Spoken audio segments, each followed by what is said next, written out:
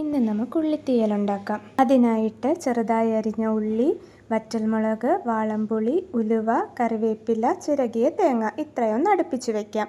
ഇത്രയും തയ്യാറായി കഴിയുമ്പോൾ നമുക്ക് ചീഞ്ചട്ടി ചൂടാക്കി അതിലേക്ക് എണ്ണയൊഴിച്ച് എണ്ണ ചൂടായതിന് ശേഷം കടുകിട്ട് പൊട്ടിച്ച് കുറച്ച് കറിവേപ്പിലയും കൂടെ ഇട്ട് നമ്മൾ ഈ ചെറുതായി അരിഞ്ഞു വെച്ച ഉള്ളിയും കൂടെ ചേർത്ത് നന്നായിട്ടൊന്ന് വഴറ്റിയെടുക്കണം.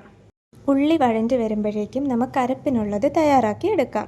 തേങ്ങ, വാളംപുളി, വറ്റൽമുളക്, ഉലുവ ഇത് എല്ലാം കൂടി നല്ലോണം ബ്രൗൺ നിറമാകുന്നത് വരെ ഒന്ന് വഴറ്റിയെടുക്കണം. മല്ലിക്കുരു ഉണ്ടെങ്കിൽ അതും ഈ സമയത്ത് ചേർത്ത് കൊടുക്കണേ. തേങ്ങ വറുത്ത് കഴിഞ്ഞ് സ്റ്റൗ ഓഫ് ചെയ്തതിന് ശേഷം മല്ലിപ്പൊടി കൂടെ ഇട്ട് ഇളക്കി കൊടുക്കാം. എൻ്റെ കയ്യിൽ മല്ലിക്കുരു ഇല്ലായിരുന്നു, അതുകൊണ്ടാണ് ഞാൻ ഏറ്റവും അവസാനം ഓഫ് ചെയ്തതിന് ശേഷം മാത്രം മല്ലിപ്പൊടി ചേർത്തൊന്ന് ഇളക്കിയെടുത്തത്. ഉള്ളി ഇവിടെ ഒന്ന് വാടി വന്നിട്ടുണ്ട്. അതിലേക്ക് നമുക്ക് മഞ്ഞൾപ്പൊടിയും ആവശ്യത്തിന് ഉപ്പും കൂടെ ചേർത്ത് നല്ലോണം ഒന്ന് വഴറ്റിയെടുക്കണം.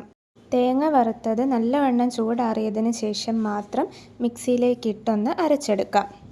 മുളകിൻ്റെ ഞെട്ട് മാറ്റിയതിന് ശേഷമാണ് അരച്ചെടുക്കുന്നത്. ഞാൻ വെള്ളം ചേർക്കാതെയാണ് അരച്ചിരിക്കുന്നത്. വെള്ളം ചേർത്ത് വേണമെങ്കിലും അരച്ചെടുക്കാവുന്നതാണ്. തേങ്ങ അരച്ചതും കൂടെ ഉള്ളിയുടെ കൂടെ ചേർത്ത് നല്ലോണം ഒന്ന് ഇളക്കി വഴറ്റിയെടുക്കണം. അതിനുശേഷം അതിലേക്ക് ആവശ്യത്തിന് ചൂടുവെള്ളം, തിളച്ച വെള്ളമാണ് ഒഴിച്ച് കൊടുക്കുന്നത്. ചൂടുവെള്ളം ഒഴിച്ച് നല്ലോണം ഒന്ന് തിളപ്പിച്ചെടുക്കണം. തിളച്ച് കുറുകി വരുമ്പോൾ നമുക്കിതിൻ്റെ സ്വാദ് നോക്കാം. ഞാൻ കുറച്ച് ഉപ്പ് കൂടെ ചേർത്ത് കൊടുത്തു. പിന്നെ ഒരു നുള്ള് കായപ്പൊടിയും കൂടെ ചേർത്ത് കൊടുത്തു ഏറ്റവും അവസാനം. അത് ഒരു സ്വാദിന് വേണ്ടി ചേർത്ത് കൊടുക്കുന്നതാണ്. ഒരു നുള്ളേ ചേർക്കാവൂ, ഒരുപാടായി പോകരുത്. ഇത്രയുള്ള പരിപാടി. ആവശ്യമെങ്കിൽ കുറച്ചുകൂടെ വെള്ളം ഒഴിച്ച് തിളപ്പിച്ച് അടച്ചങ്ങ് മാറ്റി വെച്ചേക്കുക. ഒരു 4-5 മണിക്കൂർ കഴിഞ്ഞ് ചെന്ന് തുറന്ന് നോക്കുമ്പോൾ നമ്മളെയും കാത്ത് ഇതുപോലെ കുറുകിയ സൂപ്പർ ഒരു ഉള്ളിത്തീയൽ റെഡിയായിട്ട് അവിടെ ഇരിക്കുന്നുണ്ടാവും.